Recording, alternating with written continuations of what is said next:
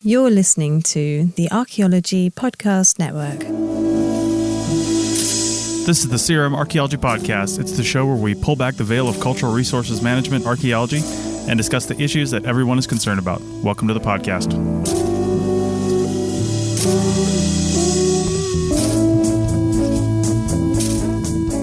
Hello and welcome to the CRM Archaeology Podcast, episode 245 for July 27th, 2022. I'm your host, Chris Webster. On today's show, we talk to Christopher Dore and Kenneth Aitchison about the careers problem in CRM. So get ready to take a second look at your company's hiring and advancement policies because the CRM Archaeology Podcast starts right now.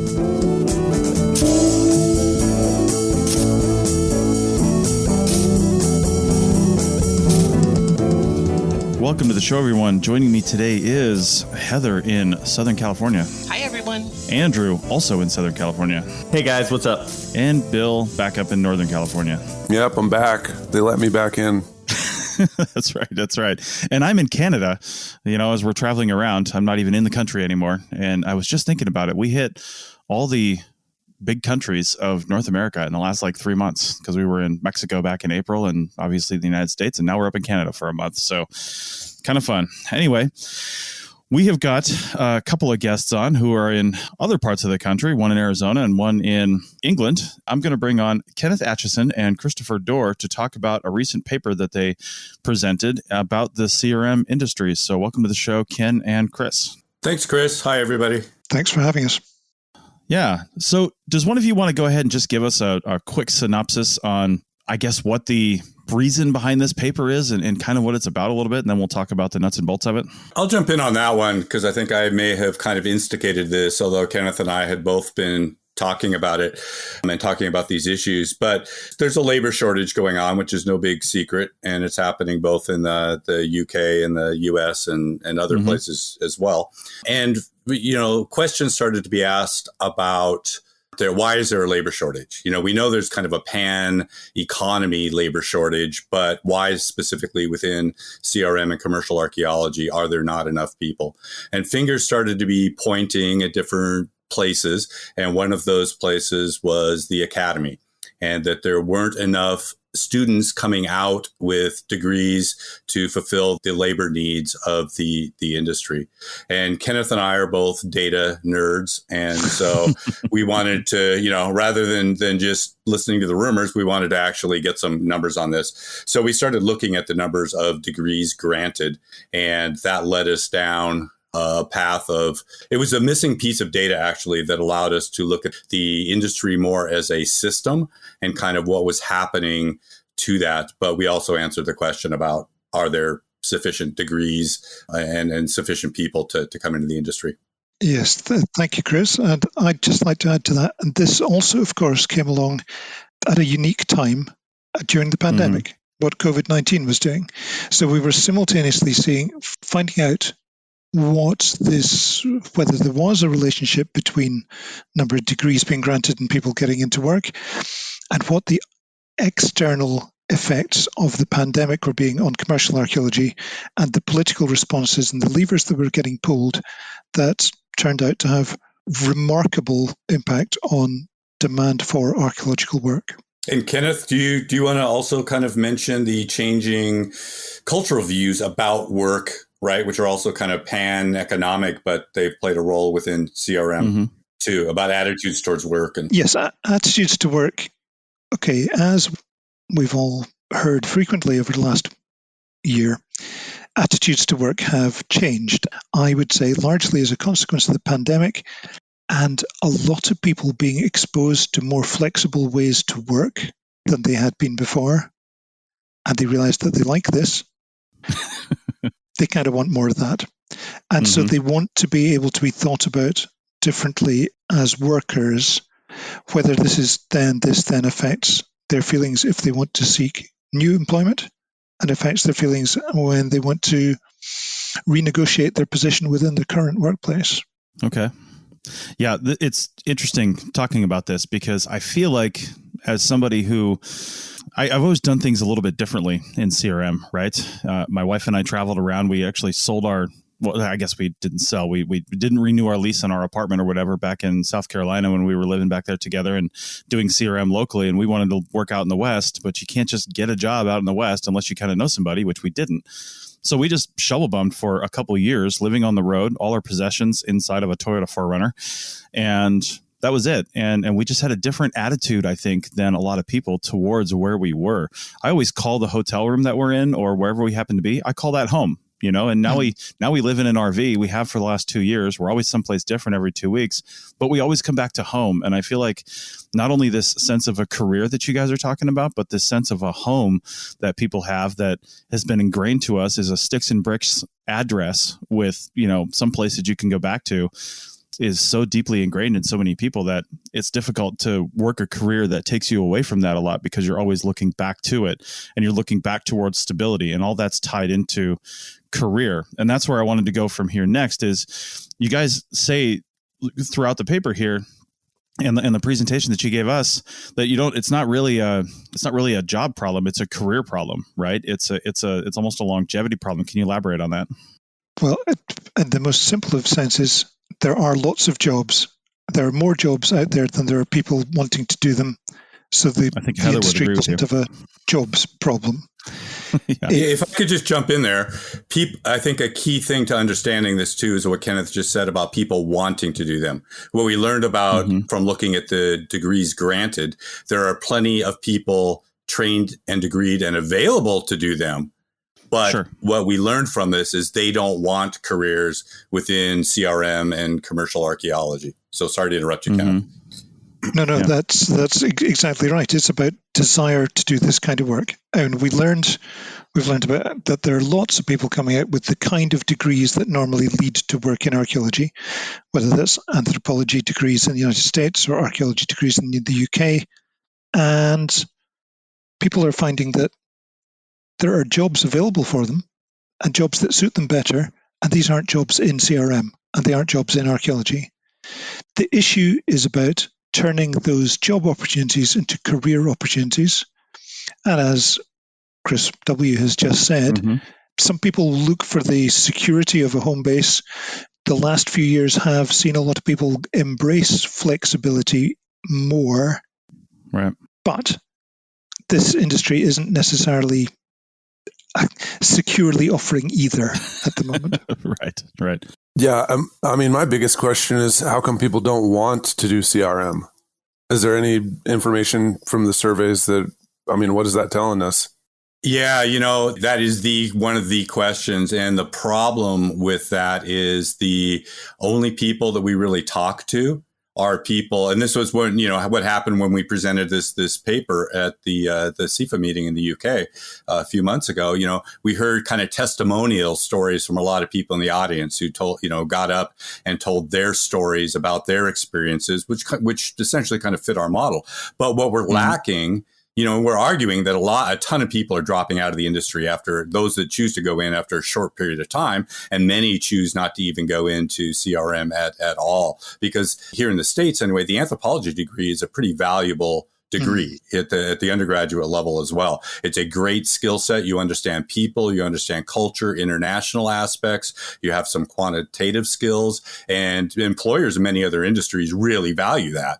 And the career path is a much better path, even looking at it at that point. To what you're saying, Chris, with a degree in anthropology, you can get a good job. It doesn't have to be a job doing archaeological work, and you get a good, well-paid job. Exactly, with security and a home base and a career track and better pay. But the point is, back to Bill's point, the people that we haven't talked to are all those people that drop out because we don't have access to them. And those are the people that, we really want to talk to find out exactly, what their stories are, what their experiences were, why, for what reasons did they choose not to, or have they chosen not to go into CRM or commercial archaeology? Okay. I think from the perspective, I have had some experience in the business world prior to getting into archaeology. And so I had some experience in, another job that was maybe a little bit more typical. And I think there's various reasons why people are not going into CRM. I think because there's a facade about CRM out there that isn't exactly accurate. I think, first of all, the universities, not all universities, but many universities, and we talk about this a lot in the podcast, do not represent CRM correctly. There's very little connection or very, very little cooperation between CRM entities and the university, where you have CRM professionals coming in and talking to students and telling them what their options are and what is the best pathway forward. Another reason is because on social media, CRM gets a really bad rap. Yes, there are a lot of companies out there that don't, or I shouldn't say a lot, there are some companies out there that don't treat their employees correctly, but there's a lot that do. And on the social media, it almost sounds like, if you're joining these social media channels, you're joining because you just kind of want to get an insight into what you should be doing. I mean, I know if I was starting my career and social media was out there, that's what I would have been doing, trying to connect that way. And then all you see is you see a lot of negativity on there. And so that's what starts getting ingrained in people's psyche, is that that's what CRM is. And then they think that there's few other opportunities in order to have a good career, which is not true.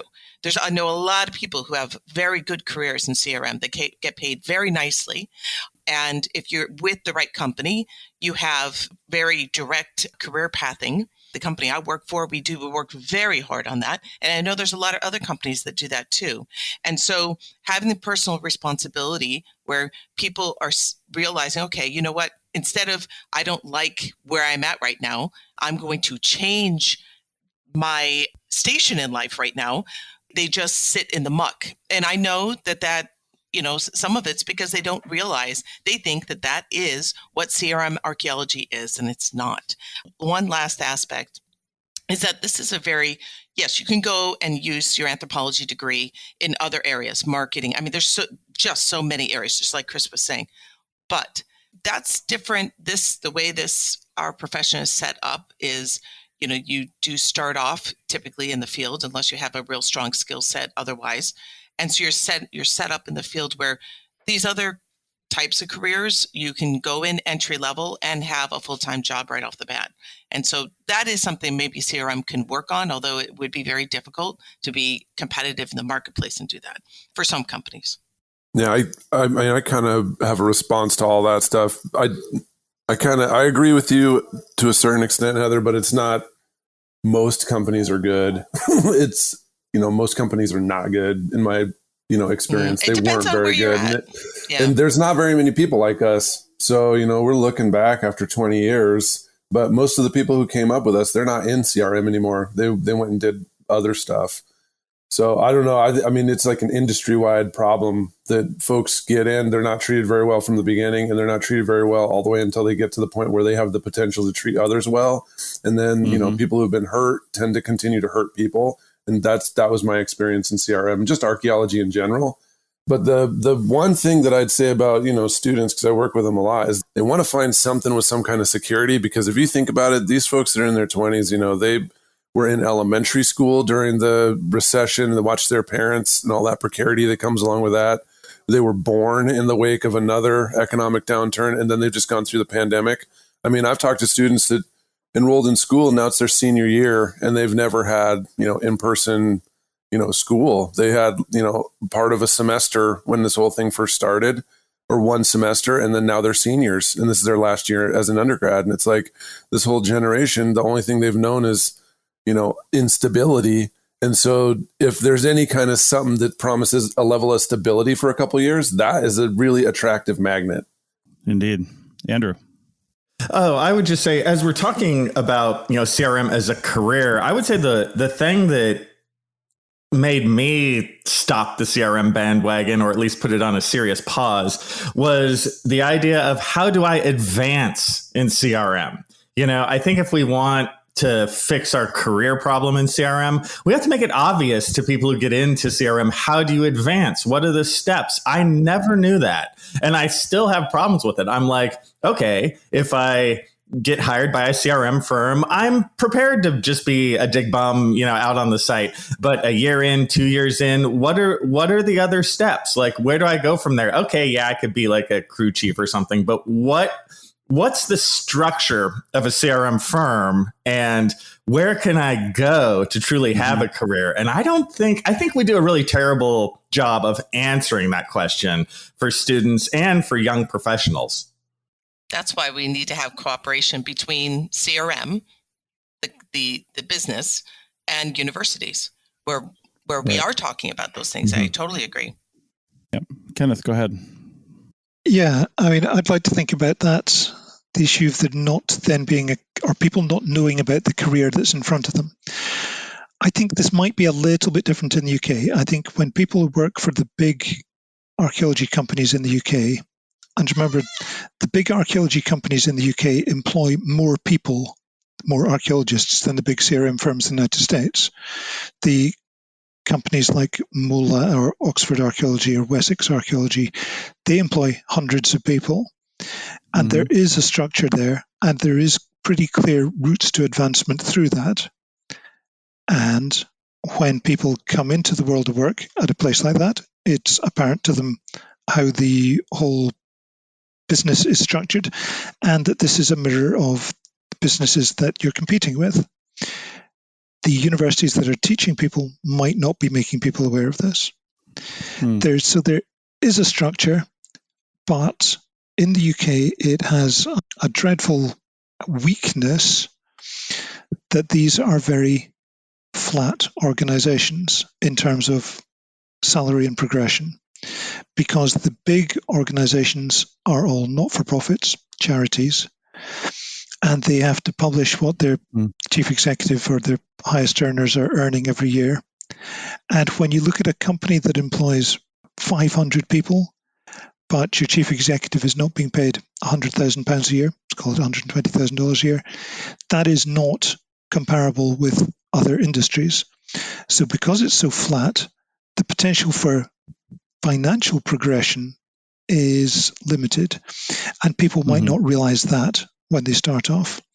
And this actually will come back round to what I think both Chris and I, just to speak for you there, Chris, what we both think of as one of the biggest problems, which is undercharging by the CRM firms. All right. Well, on that note, I think we'll take our first break, and we'll come back on the other side and continue talking about this problem and and your guys' paper, and maybe what we can do about it. So we'll do that on the other side. Back in a minute. Welcome back to the CRM Archaeology Podcast, episode 245, and we are talking with Christopher Dore and Kenneth Aitchison about a recent paper they presented a few months ago, and about the CRM industry in both the UK and the United States. And as we closed out the last segment, you guys were discussing again the careers problem, and I guess what was going through my head when you were talking about that is there doesn't seem to be a lot of benefit to a CRM career. And Ken, you were talking about how in the UK, people seem to understand the, business progression. Like, you're not going to be a field tech your whole life. They understand that there is upward advancement. But that being said, there's still a limited number of companies. And when you're working for somebody like MOLA, I think you mentioned, that has, hundreds of field archaeologists. Well, they don't have hundreds of people at the top. They have a very tight funnel that leads to the top, with very few people working, just like any corporation or company would. And I would imagine that in the UK, with just, being a smaller landmass, therefore a lower number of jobs available to begin with across the whole industry, that even when you're looking at that, it's like, okay, I'm sitting here with, 50 new people that started in the last 1 or 2 years. How am I going to stand out and move up?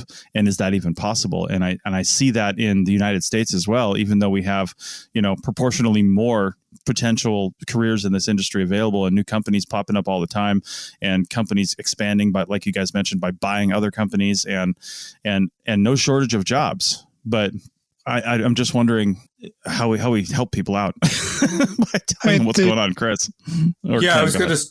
One thing that people should understand that pertains to this is that the differences kind of between U.S. CRM and UK commercial archaeology and the professional structure that underlies that, which is in the U.S. largely due to the Secretary of Interior's professional qualification standards, which like the register's qualifications are based upon, is that here in the States, we're very degree oriented and we're not experience oriented.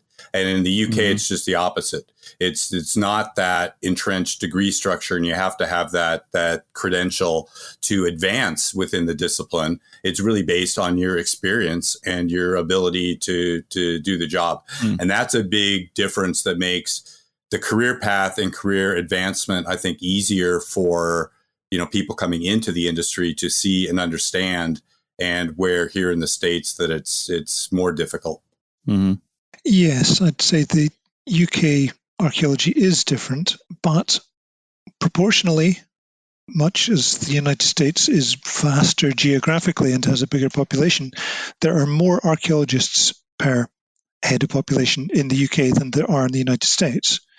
Archaeology is more intense here. Again, that's partly to do with the nature of the archaeological record and the way that archaeological work is generated by the spatial planning system. Every time there's new houses being built or a new road being built, there is going to be lots of archaeological work, especially in the cities. See, I'll take issue with you here, Kenneth, and we can have a little debate. But I think also part of that issue with the per capita number of archaeologists is who counts as an archaeologist. And I think, correct me if I'm wrong, in the UK, you are counting diggers as archaeologists. We're here in the States. We don't count our techs as archaeologists. And so when the numbers come out and people do, various folks, including ourselves, do these counts, we're coming up with very different numbers because of who we include in that count and who we don't. Good point. If we use numbers, popular numbers that run around my head are, at the moment in the UK, our best guess is 6,300 archaeologists. And the number that keeps bouncing around for the United States is 10,500 to 12,000 archaeologists. But the United States is not only 2 times the size of the UK. So Chris, I'm really curious about that statement. So how do we know that? Because we have you're going to say diggers or archaeological technicians. I'm not sure we don't call them archaeologists in the U.S. I know there's an argument of you shouldn't call yourself an archaeologist until you have a graduate degree, whatever. I don't necessarily agree with that. Are you saying that's tied to RPA, or are you saying that the census in general is saying that? I'm not sure. I'm trying to figure out where you're getting that number from, because I'm not sure if I agree with it. So there are a number of things that lead to that opinion. One of which is when you talk to firm owners and ask them how many archaeologists do you employ, they really consider what the number they give you back are their like full-time employees, which generally don't include the project hires, which are the technicians. So but that's based on structure of a company, not based on, in my opinion, not based on what you technically call an archaeologist. I mean, they're clearly archaeologists. Right. No doubt. And it's how we divide them up, right? So the best numbers that we currently have, kind of based upon the analysis of this paper, done for this paper, is that, kind of quote unquote professional archaeologists in the U.S., the kind of the full-time career track people, let me phrase that. A better way to phrase that is the non-project hire archaeologists. We think that there are like 9,100. Have you compared? Working for commercial firms. And ACRA reports 42%, based on their surveys, of the labor in commercial archaeology and CRM is done by project hires. And so you've got enough numbers now to use that 42% to divide out and figure out, well, how many techs then does that leave us with who are kind of actively working? And we know that people, it's very fluid. People come in, people go out, but there's kind of, if you don't look at individuals and you just kind of look at, well, how many technicians, how many project hire people are in that pool of available, hires for projects at any one point in time, it looks like, it comes out to about 3,700. And we think, that they last for about 3 to 5 years. Sorry. Go ahead. Are you looking at, have you compared this data to census data? I'd be curious. I know that's kind of a little bit behind, but it might be helpful because I don't know. I mean, if somebody were to contact me, I guess it depends on how you ask the question, but I would count all our technicians as needed and otherwise. That just happens to be a difference in how we pay them or a difference in their standing in the company, but that doesn't mean that they're an archaeologist or not an archaeologist. Is that maybe something? I agree. I agree with you. This is part of the issue, right? No, of course they're archaeologists, and they've basically financially built this $1 billion industry because they're doing disproportional amount of billable labor and they don't have the overhead on them in terms of all these employment benefits. So they are the most profitable people in the company, where senior staff are oftentimes you lose money. So the financial structure of CRM companies is such that you have to have a very broad pyramid of employees, and most of your profits are actually coming from your temporary project hires and not your more senior permanent staff. Partially of what Kenneth had said earlier is that the marketplace won't tolerate prices for senior people, sure, right, that are high enough to actually make profit on those senior people. And yeah, we have looked at the government data, the census data, et cetera. And at first, it's really the Bureau of Labor Statistics. I thought that their numbers were too low, but given what we just kind of know about the industry. But as it turns out, now I actually think when you look at these two components, kind of the permanent career track full-time employees versus the part-time temporary project laborers, and you tease out those components, I actually think the government data now is much more accurate than I did a year ago. I think there's still some problems with it, but I think it's better than I used to think. And it matches kind of what we put out in this paper fairly well. And can I just add to that? Okay, in the UK, we don't have good government census data. It's not granular enough to be able to look at things like this. But the interesting thing about people coming in on temporary project hire, over the last 2 years in the UK, since summer of 2020, that's kind of come to an end because people are being offered permanent jobs from the word go.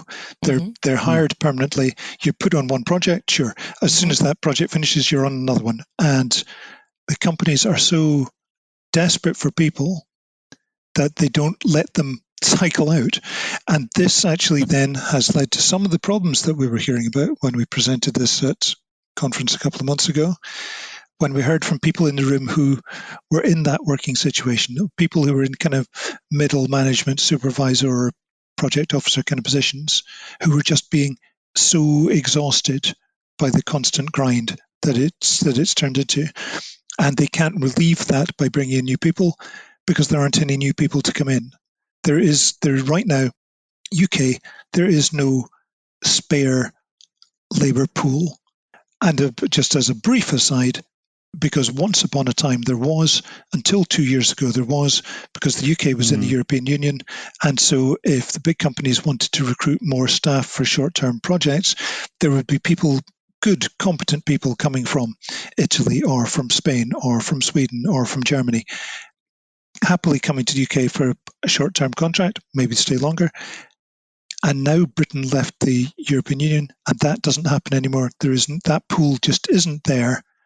And so the problem has been simultaneously compounded for UK archaeology by that political decision. I wanted to maybe explore a little bit more with what Chris was saying about the concept that management within CRM firms or environmental firms, that they lose profit, and that the archaeological technicians are the only ones that make the profit or are a predominant profit.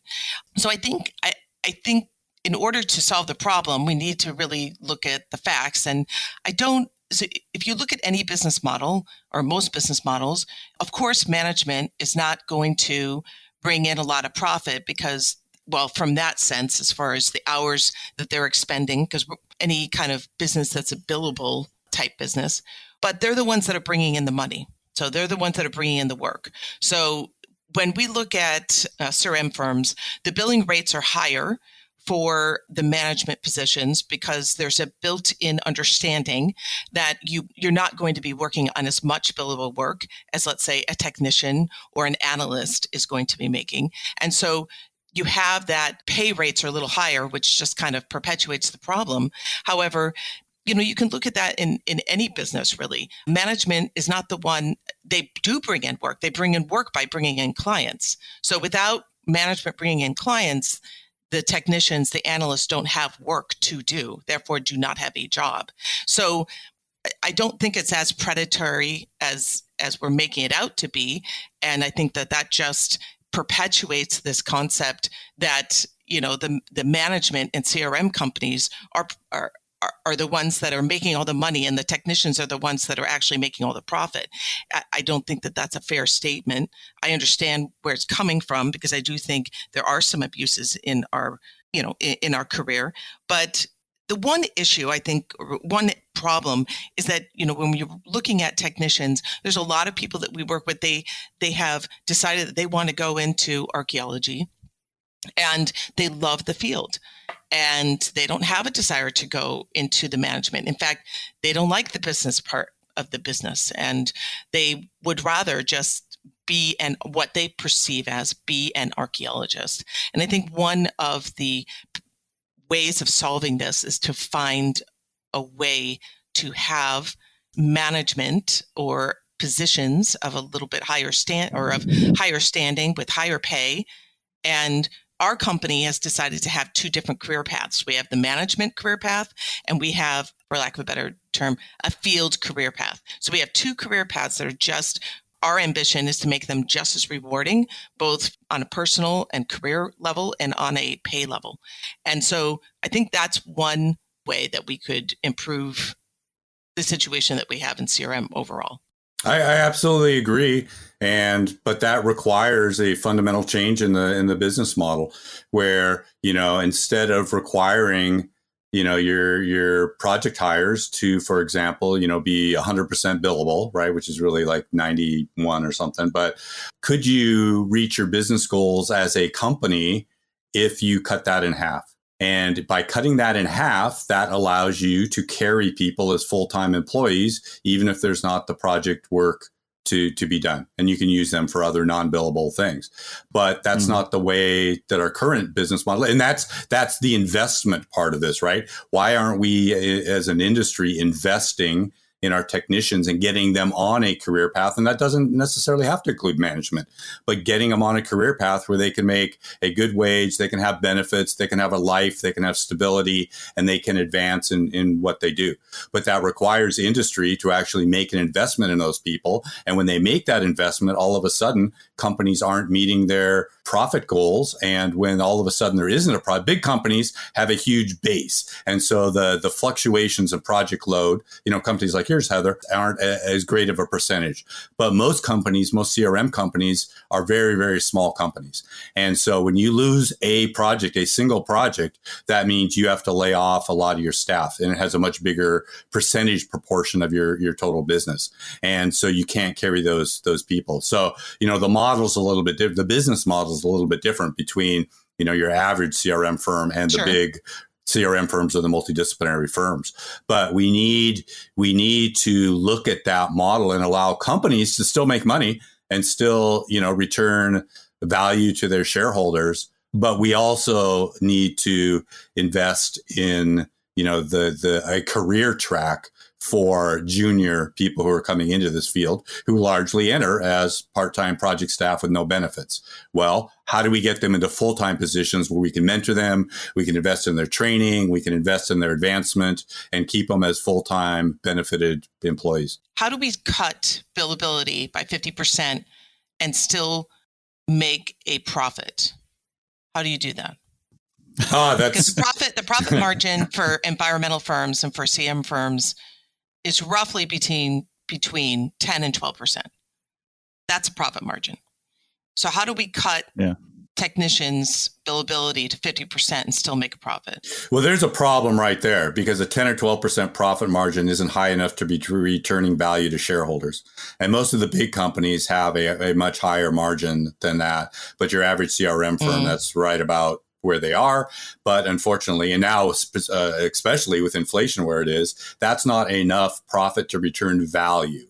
That's something we've never understood well in CRM, is the difference between those two, right? That's the environmental standard, though. That's the environmental firm standard is between, I'm telling it is. It's well, between 10 and 15%. It depends on, it depends on which data sources you use, right, to look at that. It may be the standard, but that's not necessarily, that's why share prices of some of the public environmental companies don't go anywhere, right? Because they're not adding value to them and they're not returning value to their investors. So there's that problem to start with. The profit margins aren't even high enough where they are now to grow the value of companies. But you're right, so how do we do that, and how do we change this business model? And there are very easy, clear answers, which is just you get some financial statements in front of you and you jigger the numbers until they work out that way. So on that side, it's not a problem at all. But how do you compete with other firms in a marketplace? If you do that, that is a big problem and a challenging problem. And, I think there are answers and solutions to it. And I was on a call with Aqua firms not too long ago when they were talking about labor a few weeks ago. And some firms are doing some really innovative and cool things now, starting to address this issue. And they're things I wouldn't have necessarily thought about. So solutions are coming, and they're coming grassroots up. But, then there are many ways, I think, of addressing that problem. But the problem's got to be addressed. Everybody has to win, right? Companies have to make more money, return more value to their shareholders, while simultaneously investing in the career paths of junior employees. And, I would add to this whole mess, right? We see a huge demand right now due to the Infrastructure Investment and Jobs Act and the Great Outdoors Act. And we forecast about 5,000 new jobs over the next 5 years in CRM alone, 5,000 new positions, which is about, a third of the current whole labor force. And everybody's, excited about that prospect, but you have to remember that in 5 years, that's going to go away. And all of a sudden, so what's going to happen then? You know what the answer is. All these people now, the industry is saying, oh, we've got tons of jobs. Come on. We need you in CRM, and increasing, maybe adding benefits, certainly increasing wages to get those people in. Those people are all just going to be let go in 5 years when those, 5,000 jobs now are gone, because that's the business model that's required. Okay, let's take a quick break because the business model of the APN depends on it. It's not super great. It's not very profitable, but we're going to do it anyway. Let's get Kenneth's got his hands up, and I know Heather's got more to say. We're going to continue this in segment 3 for a wrap up on this topic. And then if I can get the host to do it, we might do a bonus segment for our members. So another part of our business model where we wrap up this topic. Back in a minute. Welcome back to this lively discussion on the CRM Archaeology Podcast, episode 245. And right at the end of the last segment, as Chris was wrapping up, Ken, I saw you had your hand up. What do you have to say about the topic as well? It was just thinking about the business model as applied in the US and the UK. And I was speaking to colleagues in Germany where commercial archaeology is new. The problem is that archaeologists have decided how much archaeology should charge. And then once that becomes accepted and orthodox and accepted by clients, it's very difficult to change that charging model. Mm-hmm. It's archaeologists that have caused the problem in the first place by not charging enough. It's good to hear what Chris was saying about the possibility that there are some innovative new approaches coming out that might help to turn things around, and that they're coming from archaeology. So I think that was I really hope something positive that we ended the last section on. Yeah. One of my big things as a very small business owner, and I'm not even really tipping my toe into that market too much anymore. I'm more focused on the outreach side of things. But for the last 10 years, 12 years, really, to be honest, since the iPad came out, I've been looking for new ways to just save money within the model that we have, because it's the only thing I could do, right? As a small business owner, I occasionally hire people. So I try to figure out, well, how can I provide more value within this budget that, like you said, Kenneth, the industry is basically set for me, or the expectation has been set. So how can I provide more value within that? And one of the ways is just working more efficiently and having more of that profit, so to speak, come out of the fact that I have fewer expenses because I'm working more efficiently. But I understand that that's really difficult for larger companies, especially, to do, although maybe it's easier in some cases because a small change to them could mean a large change when you aggregate that out over bigger numbers. But I just don't see people thinking that way necessarily all the time. Perhaps they are in some cases, but it just doesn't seem to be where it's going predominantly. I'm not sure. So, all right. Well, we're trying to wrap up this topic here, but it is an ongoing conversation that we're having in this industry, and we have been having in this industry. Heather, I know you were having some comments that you wanted to make to Chris, I think, on that last discussion.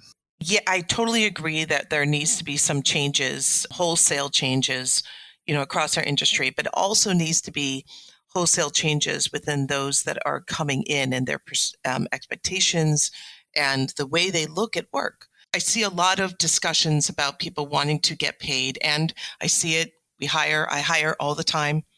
I see people coming in and asking for really unrealistic amount of money for a minimal job qualification. So they want a position and they want to be in the field, and they only strictly want to be doing field. That's what, and I would love to do that too. Although I don't know if my body would love it, but I would love to do it too. I miss being in the field as much as I used to be. Now I have a little bit more control. I can do that. It's still difficult to be able to get all the work done and be in the field. So people want to be in field because that's why they got into archaeology to begin with. Then at the same time, they want to stay at their station, but they want to get higher and higher pay. And in any business, in any career, you have to accept that either you want to stay, you're happy. We hear this all the time where in other careers where people are like, they're given an opportunity to be a manager and make more money. And they're like, you know what? I don't want to do that. That's not going to make me happy. And so I'm happy with making a little less because I know that the increase in pay goes with the management, which is more responsibility. More responsibility means more pay. So if we have to start teaching, I think, in universities and as an industry across the board, we have to start tutoring our, those that are coming in and explaining to them what that means. If you want to make more money comes more responsibility. And you may not be able to just be digging the rest of your life. Trust me, as a 50-year-old, you don't want to be digging the rest of your life. And so you have to look forward, and it's not just companies providing that career path, it's people willing to go on that career path. That, I think, it's got to be twofold. It's got to be coming for the companies, and it has to be coming from the employees.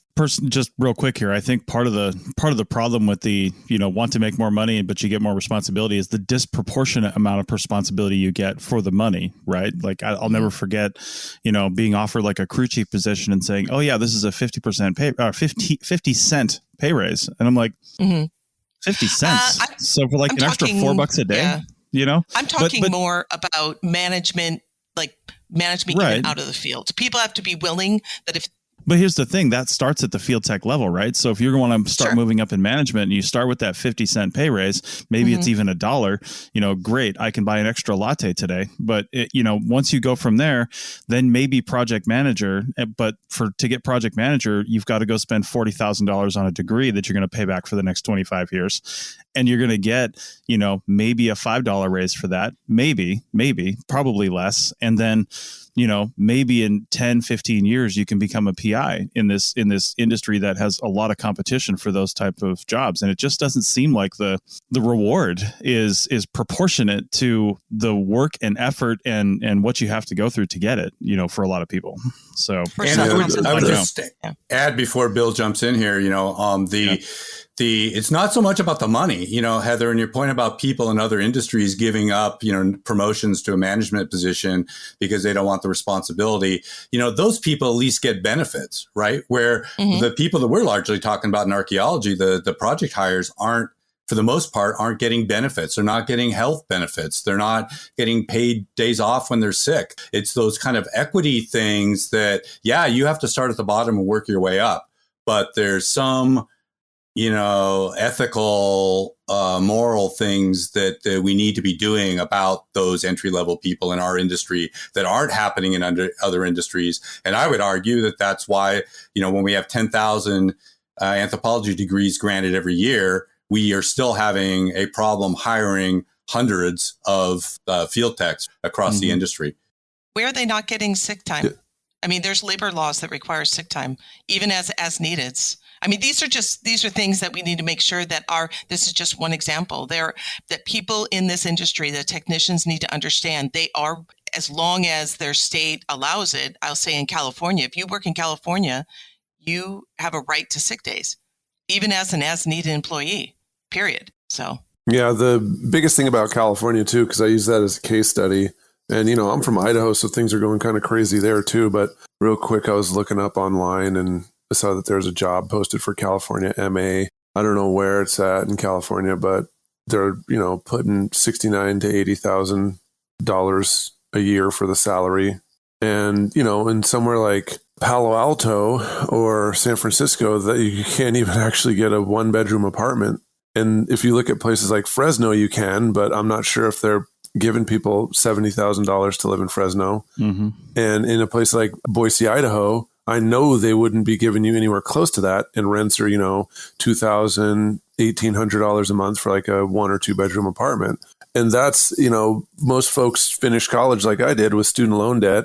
And, it's just, I don't know if the salaries are out of control as much as it is just CRM they can't pay people enough money. I mean, I wouldn't have made it as far as I did if I didn't have a partner the whole time and it wasn't a dual income house. Yeah. And so, I mean, I think that at the very beginning is, one of the biggest problems that I have with students, because when they finish at Cal, they can go on to like anything. I mean, they just finished at Cal. They can go on and get a job anywhere in Silicon Valley making cash, and it's going to be hard for them to, afford it, even if they're working for Google or Amazon or anything else. But they can put in that work, transfer somewhere else, doing HR or marketing or something else, move to Phoenix, move to Boise, Idaho or something like that, move to Nashville and make way more than they would proportionally for those places and be set and never need a master's, never need to dig shovel probes, like never need any of that stuff.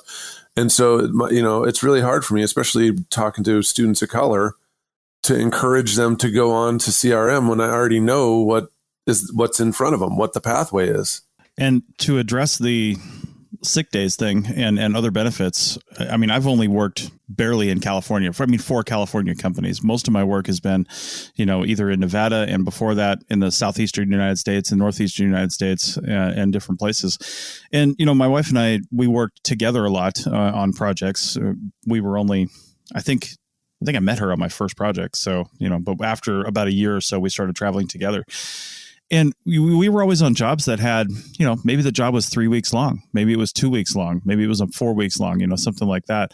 And there's a lot of companies, at least, this was 10 years ago and laws changed, but there was a lot of companies at that time that when you work at that time, sure, maybe if I had gotten sick, I would have been given some time off. And I'll never forget getting food poisoning in New Mexico. And I did get time off, but the time wasn't paid. I wasn't asked to give my per diem back, which was nice because we were staying in company housing, but it was definitely not paid time off when I had to take like 2 days off for food poisoning. I mean, I couldn't do anything.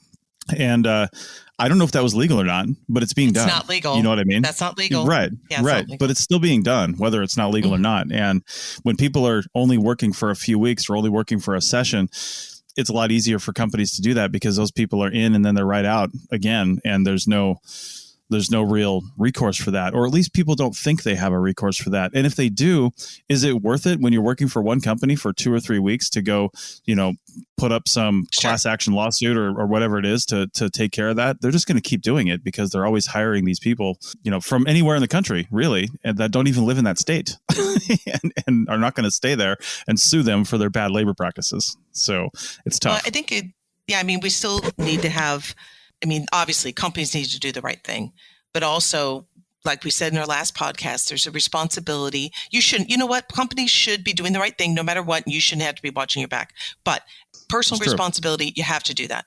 You're going to have to, in order to protect yourself. This is a cruel world and people don't do what they're supposed to do across the board.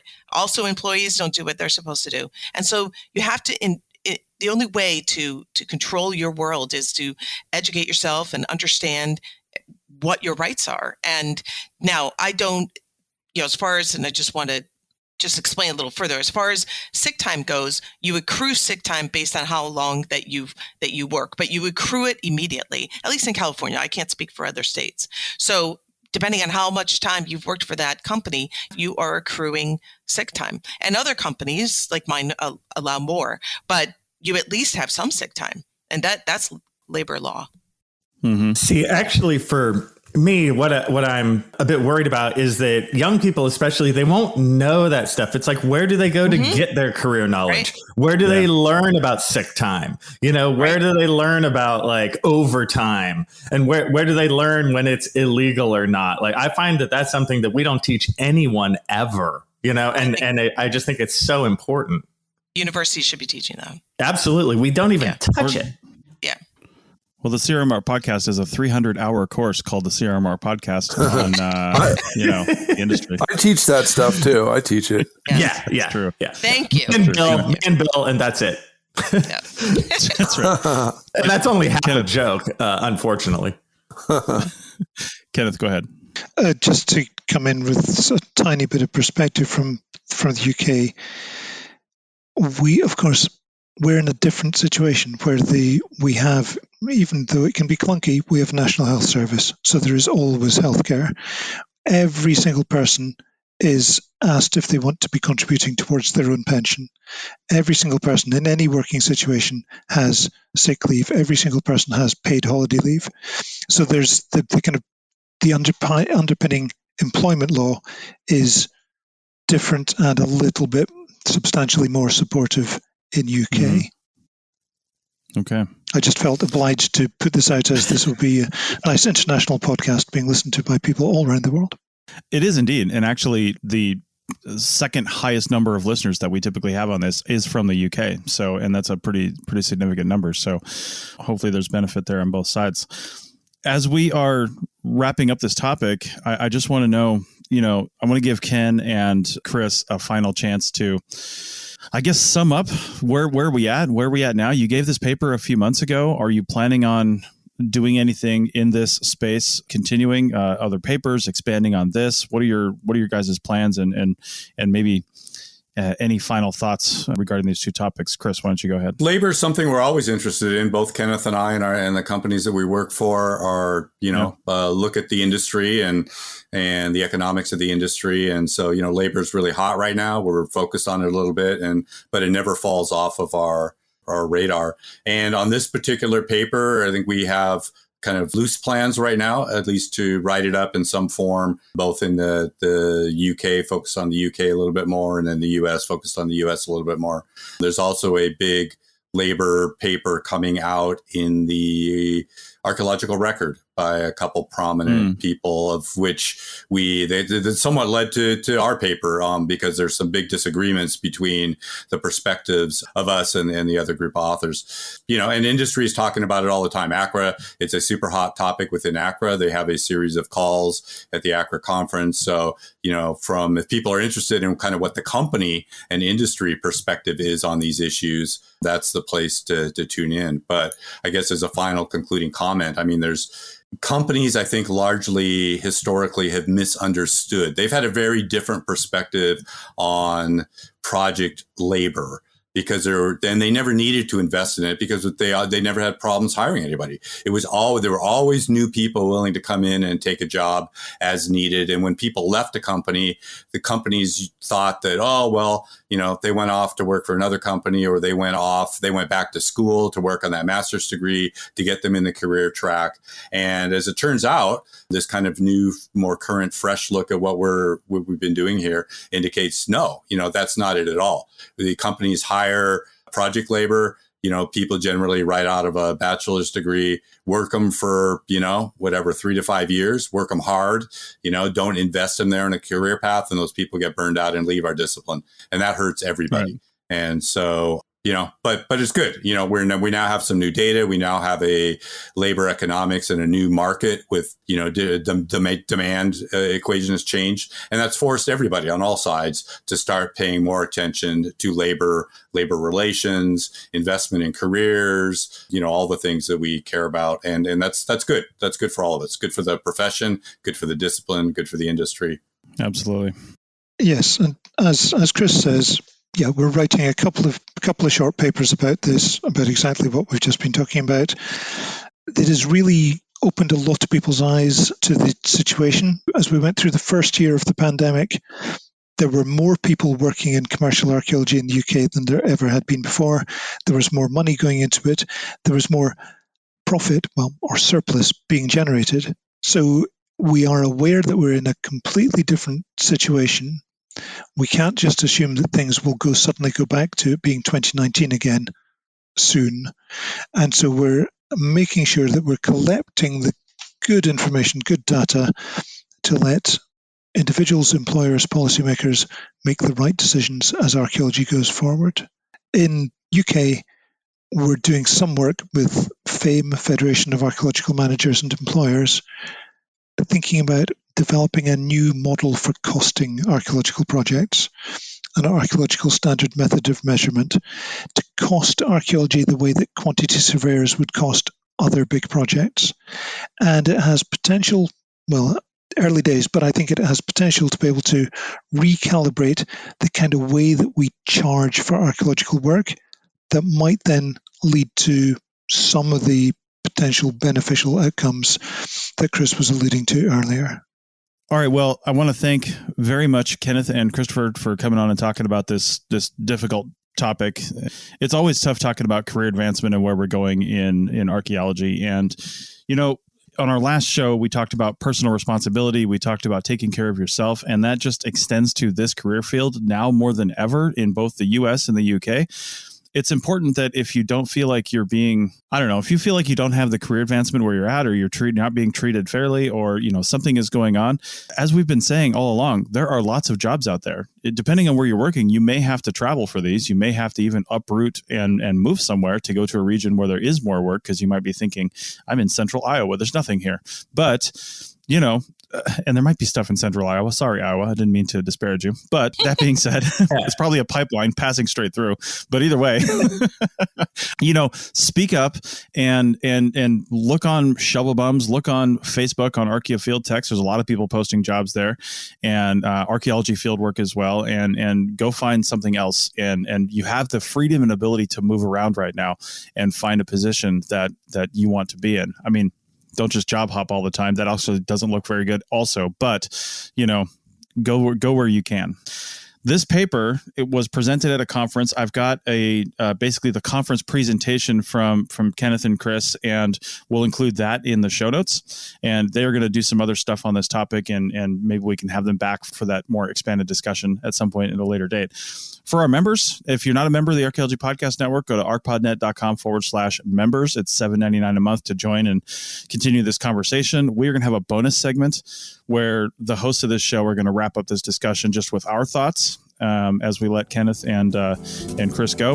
And we're just going to have a quick little wrap up on that for the bonus segment. Otherwise, again, thank you guys for coming on, and we really appreciate the work that went into this and just people thinking about this side of the industry.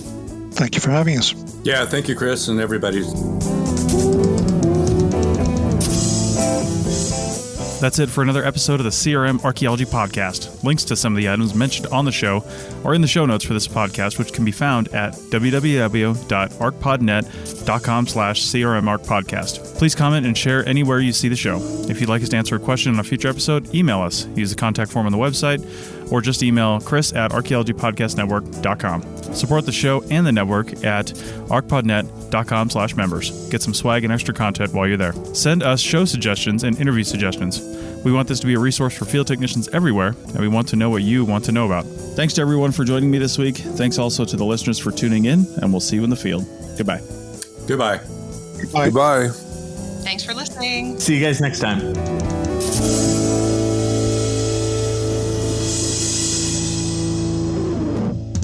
This episode was produced by Chris Webster from his RV traveling the United States, Tristan Boyle in Scotland, DigTech LLC, Culturo Media, and the Archaeology Podcast Network. And was edited by Chris Webster, Rachel Roden, Laura Johnson, Max Lander, and... This has been a presentation of the Archaeology Podcast Network. Visit us on the web for show notes and other podcasts at www.archpodnet.com. Contact us at chris@archaeologypodcastnetwork.com. To the teachers, assistants, and support staff who see potential in every child, Grand Canyon University recognizes you.